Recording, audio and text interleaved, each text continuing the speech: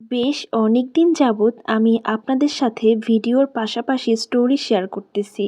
যার কারণে আপনারা তো ভেবেই নিয়েছেন আমার মনে হয় বিয়ে হয়ে গিয়েছিল। আর সেই বিয়েটাকে আমি গোপন রেখেছিলাম। এখন ডিভোর্স হয়েছে, তাই বিষয়গুলো পাবলিক করতেছি।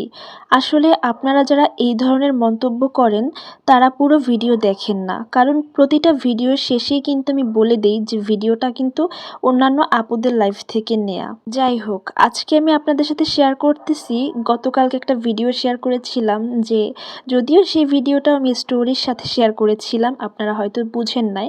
আসলে ভিডিওতে আমি দেখাচ্ছি যে আমরা কুয়াকাটা এসেছিলাম, তো সেখানে এসে আমরা কোথায় ছিলাম, দুপুরে কি খেয়েছিলাম, সেগুলোই আজকে আপনাদের সাথে শেয়ার করব। আমরা উঠেছিলাম হোটেল সি কুইনে। তো তোমাদেরকে একটু দেখিয়ে দিচ্ছিলাম আমাদের রুমটা। এটা খুব বেশি যে সুন্দর তা কিন্তু না, আবার একেবারেই যে অসুন্দর তাও বলা যাবে না। আসলে আমাদের মনে হয়েছে সমুদ্র থেকে এটাই অনেক কাছে, যাতে করে আমরা হোটেল সি কুইনে উঠেছিলাম। তো যাই হোক, আমরা পৌঁছে দেন একটু ফ্রেশ হয়ে খেতে যাচ্ছিলাম। খুব সকাল সকালই আসার চেষ্টা করেছিলাম, বাট এখানে আসতে আসতে আমাদের প্রায় 3টা বেজে গিয়েছিল। তো সকাল থেকে আমি কিছুই খাইনি, যাতে করে ঠিক করে হাঁটতেও পারতেছিলাম না মনে হইতেছে। আমার বাসা যেহেতু বরিশালে, বরিশাল থেকে কুয়াকাটা কিন্তু খুব বেশি দূরে না, তো কাছাকাছি বলা চলে। আসলে অনেক দিন পর জার্নি করার কারণে আমার অনেক বেশি টায়ার্ড লাগছিল। যাই হোক, কথা বলতে বলতে আমরা কিন্তু খাবার হোটেলের কাছাকাছি চলে আসছি।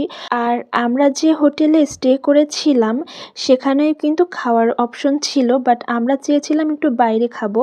তো এই যে চলে আসছি, এখন আমরা কোনটা রেখে কোনটায় যাব সেটাই ভাবছিলাম।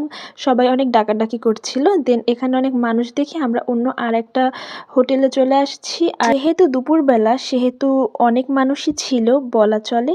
তো এখানে এসে আমরা খাবার দেখছিলাম। গরুর গোশত, দেশি মুরগি, সোনালী মুরগি, পোল্ট্রি মুরগি, মাছ, এই যে এগুলা কোরাল মাছ, ট্যাংরা মাছ, লাক্কা মাছ, টোনা মাছ,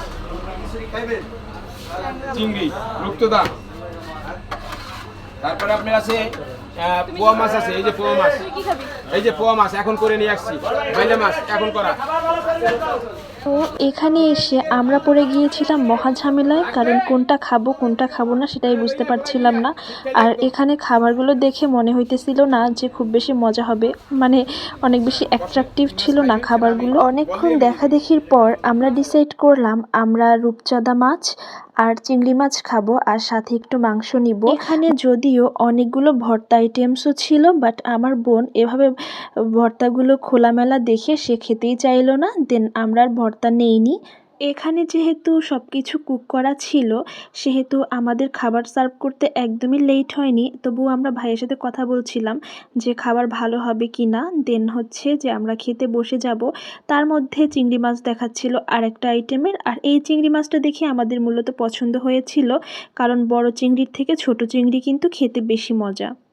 এইদিকে আমাদের খাবার চলে আসছে, আর এখন মাছটাকে দেখে মনে হইতেছে অনেক বেশি মজা লাগবে, বাট খুব বেশি যে মজা ছিল তা কিন্তু না। চিংড়ি মাছটা এভারেজ ছিল। এখানে লাউ ফ্রি ছিল, লাউ আর ডাল ছিল ফ্রি, আর আনলিমিটেড ভাত। তো আমরা খেয়ে নিলাম।